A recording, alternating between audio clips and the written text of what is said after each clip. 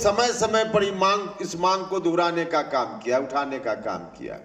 हम इस मंच से आपसे भी आग्रह करना चाहते हैं कि इस मांग को हम लोगों को उठाते रहने का काम करना है। बिहार को विशेष राज्य का दर्जा मिलना ही चाहिए, लेकिन ऐसा भी नहीं है कि बिहार को विशेष राज्य का दर्जा नहीं ही अगर मिले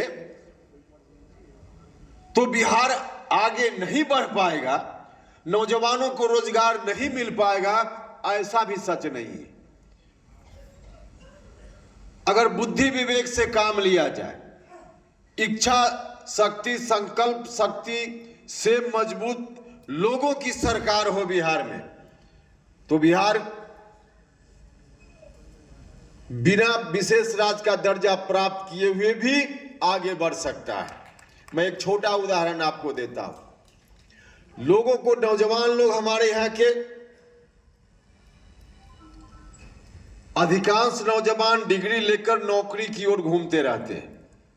हम जब भारत सरकार में मंत्री थे तो इंजीनियरिंग पास का सर्टिफिकेट लेकर रोज दर्जनों नौजवान हमसे दिल्ली में मिलते थे, कहीं प्राइवेट में भी नौकरी दिलवा दीजिए। 10,000 15,000 के मासिक वेतन पर दिल्ली में नौकरी ढूंढते रहते थे, वह भी प्राइवेट कंपनी में कहीं नौकरी दिलवा दीजिए। उनमें से कई लोगों से हमने कहा, उस वक्त हम पूछते थे लोगों से, आज भी पूछते, कि आप इंजीनियरिंग की डिग्री लेकर 10,000 15,000 की नौकरी क्यों खोजते रहते हैं, अपना कुछ की रोजगार क्यों नहीं करते? तो उनका रोना होता था कि सर अपना रोजगार तो करना चाहते हैं लेकिन पैसा नहीं है, कहां से करें, हमारा परिवार उस रूप में सक्षम नहीं है। किसी तरह से पिताजी ने जो उनकी कमाई थी, एक शाम भूखे रहकर किसी तरह से इंतजाम किया और हम इंजीनियर तो बन गए, लेकिन पैसा नहीं है, कैसे हम कर पाए? करना तो चाहते हैं, और वाकई बिहार का नौजवान करना भी चाहता है। और जब करना चाहता है, पैसा नहीं है, तो बैंक से फिर उसकी इच्छा होती है कि हमको लोन मिल जाए, बैंक से मदद मिल जाए।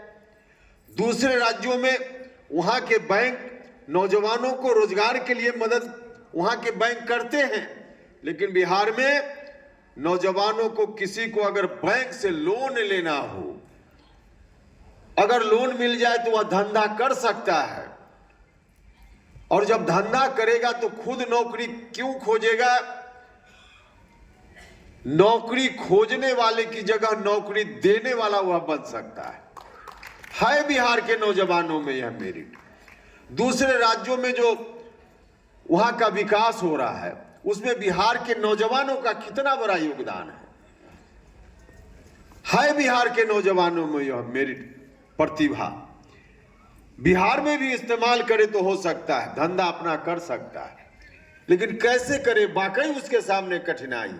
बैंक लोन नहीं देता है, पैसा नहीं देता है।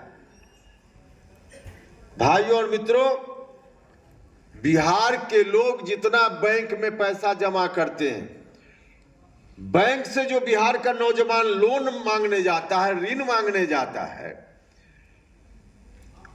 तो बैंक कोई बाहर से पैसा लाकर बिहार के नौजवानों को दे, इसकी भी जरूरत नहीं है। ऐसा नहीं कि महाराष्ट्र का पैसा बिहार का नौजवान लोन के रूप में मांग रहा है। जितने लोग बिहार के अपने अपने खाता में पैसा जमा करते हैं, अगर उतना ही पैसा जो बिहार का ही पैसा है, बिहार के लोगों का पैसा है, उतना ही पैसा लोन के रूप में अगर बिहार में अगर बैंक देने का काम करे, तो बिहार के लाखों नौजवानों को रोजगार मिल सकता है। लेकिन बैंक वाले यह काम नहीं करते।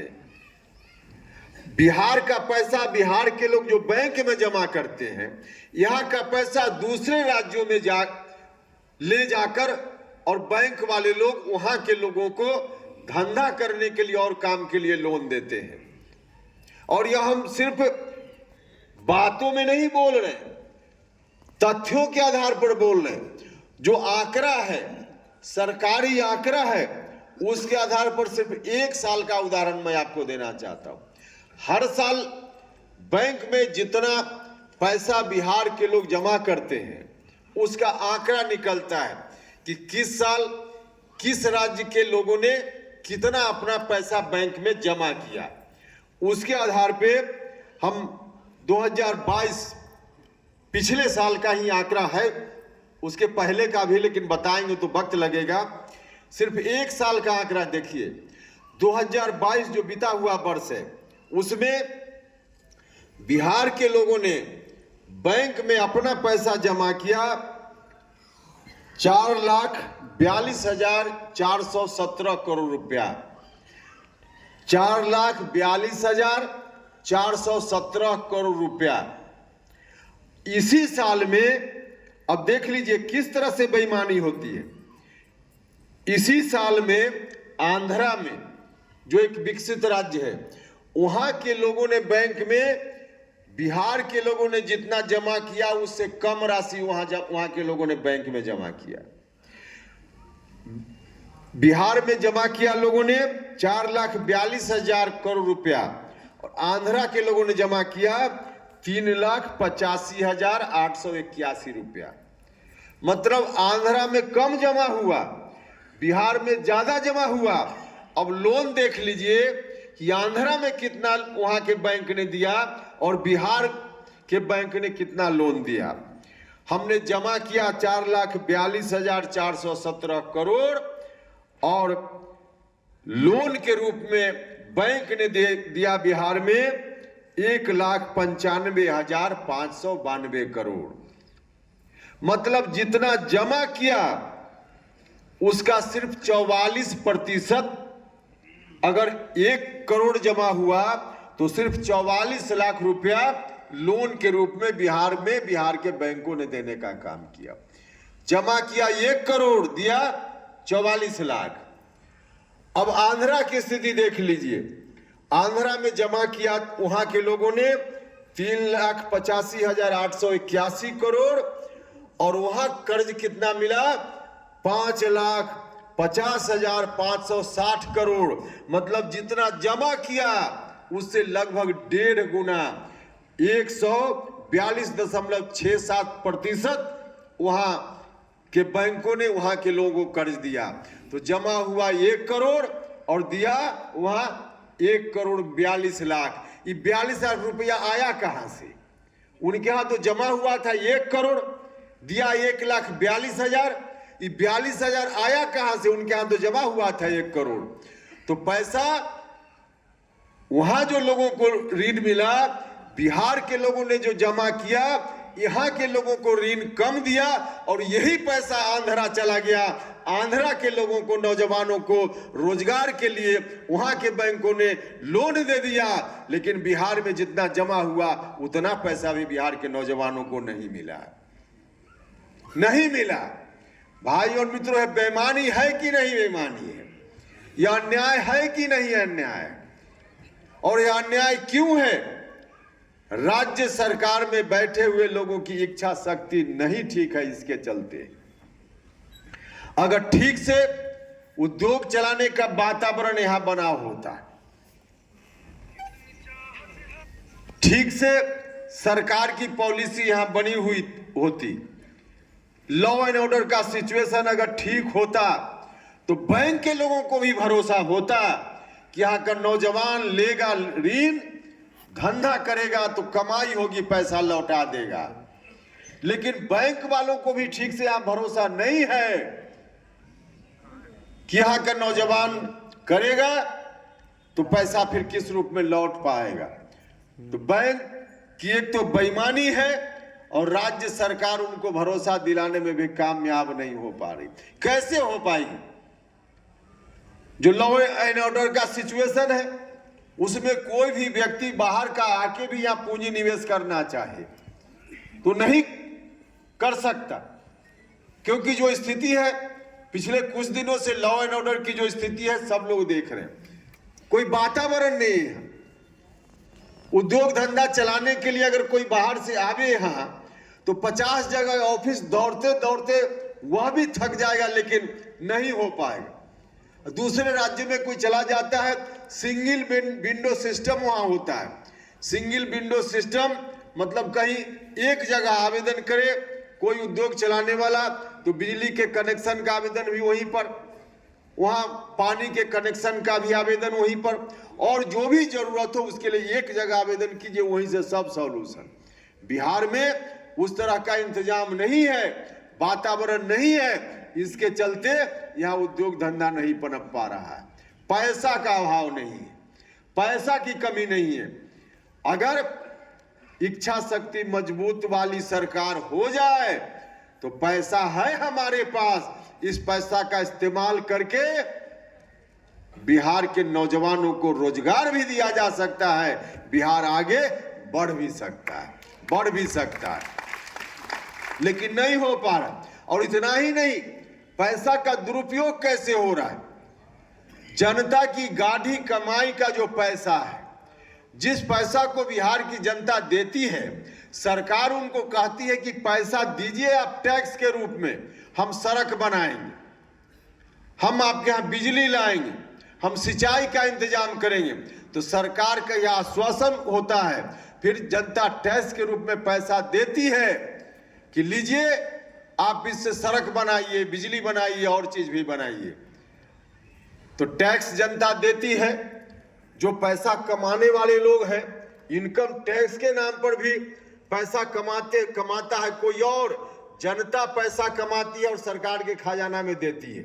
इसी भरोसा के साथ देती है ना कि इसका इस्तेमाल सरकार हमारे कल्याण के लिए इसका इस्तेमाल करेगी, लेकिन उसका इस्तेमाल होता कहाँ है, होता कहाँ है। जनता की गाढ़ी कमाई का पैसा सरकार के खजाना में जमा हुआ, फिर एस्टीमेट बना सड़क बनाने का, 1 करोड़ का एस्टीमेट बना। जनता की गाढ़ी कमाई का पैसा तो सरकार के खजाना से 1 करोड़ निकल गया, लेकिन 1 करोड़ रुपया सड़क बनाने में खर्च नहीं हुआ। 1 करोड़ में से विधायक जी बैठे हुए हैं, 1 करोड़ में से कहीं कहीं एमपी साहब भी बैठे हुए हैं, और विधायक एमपी साहब कहीं कम भी बैठे हुए हों तो सरकार के एग्जीक्यूटिव इंजीनियर, बाकी इंजीनियरिंग विभाग और दूसरा विभाग उसी खजाने के पैसा का हिस्सा पहले उनको चाहिए कमीशन के रूप में, जो बचेगा उससे सड़क बनेगी, बाकी उनके कमीशन के बिना योजना पास ही नहीं हो पाएगी, पास ही नहीं हो पाएगी। एक योजना बता दे कहीं कोई बिहार में जो बिना कमीशन दे हुए योजना सैंक्शन हो गई हो, और 100 रुपया अगर एस्टीमेट में आया तो 100 का 100 में 90 रुपया भी अगर खर्च हो गया हो वास्तव में, तो कोई एक उदाहरण भी बता दे। इस पैसा को बचाने का काम किया जा सकता है, इस पैसा को बचाने का काम किया जा सकता है। तो बिहार की जनता मेहनत करती है, टैक्स देती है, और यह इस टैक्स से जो सरकारी अधिकारी हैं उनकी इमारत बनती है। उनका बेटा पढ़ता है दिल्ली के डीपीएस स्कूल में, देहरादून के स्कूल में, और जिनके पैसा से इनका बच्चा वहां पढ़ता है, जो पैसा देने वाले लोग हैं, उनका बच्चा उसी सरकारी विद्यालय में जहां क्या हो रहा है सब लोगों को मालूम है। इसमें कहां कोई बहुत रॉकेट साइंस है जो समझने में दिक्कत है। पैसा बिहार के लोगों के पास है, इस्तेमाल ठीक से नहीं हो रहा है, इस्तेमाल ठीक से नहीं हो रहा है, इसके चलते ऐसी स्थिति है। नीतीश कुमार जी बार बार दावा करते हैं कि हम सुशासन चला रहे हैं। सुशासन का क्या मतलब? जिस राज्य में इतनी वित्तीय अनियमितता हो, इसको सुशासन की सरकार कहा जाएगी? वित्तीय कुप्रबंधन है, वित्तीय अनियमितता है। इस सरकार को कहीं से सुशासन की सरकार नहीं कहा जा सकता है। सुशासन का मतलब सिर्फ लॉ एंड ऑर्डर का मामला नहीं, उस स्तर पर भी फेल है, लेकिन वित्तीय मामलों में क्या दुर्दशा है। जनता की कमाई का पैसा कहां जा रहा है? आखिर कैसे नहीं गरीब लोग गरीब होते रहेंगे, कैसे नहीं अमीर लोग अमीर होते रहेंगे? अब 17-18 साल बीत गया नीतीश जी।